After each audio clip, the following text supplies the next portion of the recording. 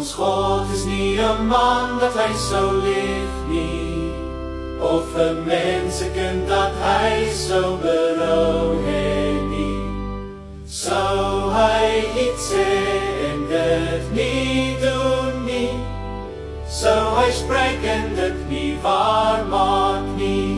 Die Here sê vir ons in sy woord, so sal my woord wees wat uit my mond uitgaan. Dit sal nie leeg na my terugkeer nie, maar dit sal doen wat my behaag en voorspoedig wees.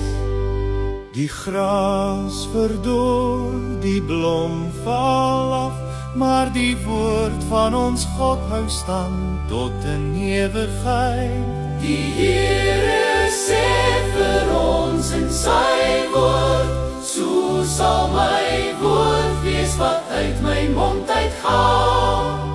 Dit sal nie leeg na my terugkeer nie, maar dit sal doen wat my behaag en voorspoedig wees.